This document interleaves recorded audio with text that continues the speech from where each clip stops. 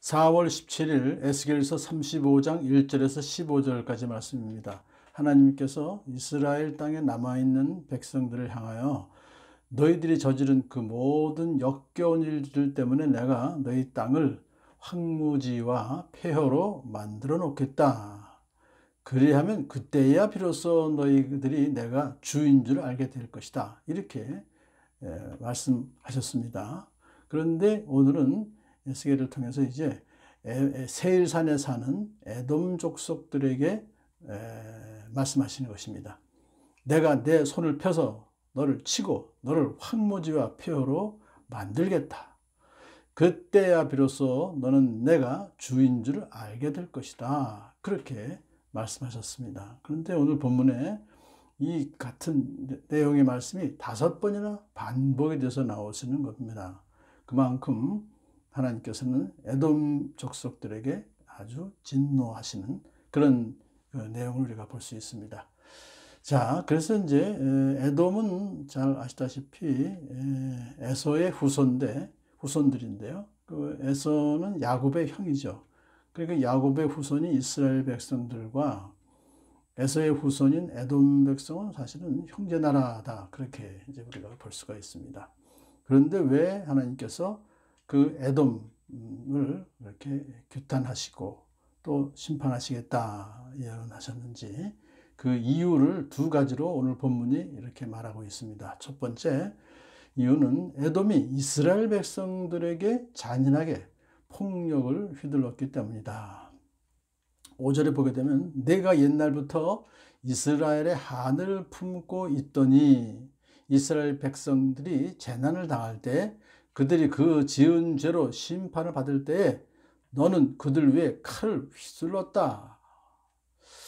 이스라엘 백성들이 이제 바벨론 침략으로 멸망당하게 된 거 아시죠? 그때 사실은 하나님께서 이제 죄의 심판을 내리신 것인데 그때의 에돔이 형제의 나라인 이스라엘을 돕기는커녕 오히려 이스라엘로 쳐들어와서 약탈하고 심지어는 도망쳐 나온 피난민들을 잡아서 바벨론에게 넘겨주었던 아주 악한 일을 했던 것입니다. 그래서 하나님께서 그들을 심판하시겠다. 2번째 이유는 에돔이 하나님을 조롱했습니다. 그러니까 이제 빈정거리는 그런 말을 했습니다. 10절에 보면 너는 나 주가 유다와 이스라엘을 돌보는데도 감히 말하기를 그 2 민족과 2 나라가 내 것이 되고 내 소유가 될 것이다 라고 하였다. 이게 이제 2번째 이유입니다. 에돔이 바벨론에게 멸망당한 이스라엘을 보면서 그 땅을 이제 내 거다 그렇게 말했다는 거죠. 그렇게 말한 그것은 하나님을 조롱하는 것입니다. 왜냐하면 하나님께서 이스라엘 백성에게 가나안 땅을 주겠다고 약속을 하셨지 않습니까? 하나님 결정하신 것인데 그거를 뒤집고 자기들이 그 땅의 주인이다 라고 말한 것이죠. 그리고 유다와 이스라엘을 잘 돌보시는 하나님을 조롱하는 말이다. 그렇게 하나님께서 보셔서 이제 심판하시는 것입니다.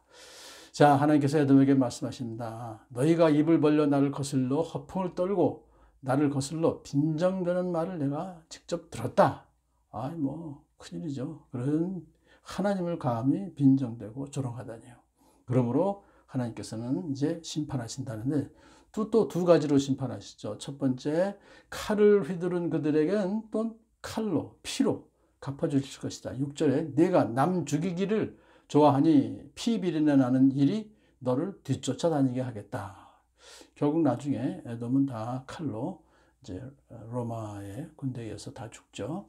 하나님을 조롱한 그들의 교만에는 그들의 소유를 황폐하게 할 것이다. 2번째, 하나님을 조롱했지 않습니까? 그 땅은 그 자기들 땅이다 했던 거. 그래서 하나님께서는 그들의 소유를 황폐하게 하실 것이다.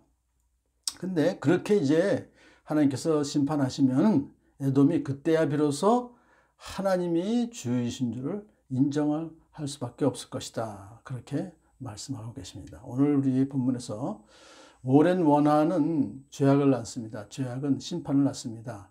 그러니까 에서가 야곱에 가졌던 그 원한을 끝까지 그것을 안 버렸던 그들이 결국은 심판을 받게 되는 것입니다. 그래서 형제가 어떤 죄를 지어서 하나님께 징계를 받는 것을 보고 우리는 오히려 고소하다 할 것이 아니고 조롱하거나 그러지 말고 우리도 그와 같은 죄인임을 깨닫고 겸손하게 자기 자신을 돌아보아야 될 것입니다. 우리 이웃의 고통을 당할 때 그들을 그 고통을 틈타서 혹시라도 내 이익을 취하려는 그런 것은 아주 큰 죄악이기 때문에 항상 이웃의 아픔을 내 아픔으로 알고 또 그들을 항상 마음에 품고 돕는 그러한 삶을 사는 저와 여러분 되길 축복합니다.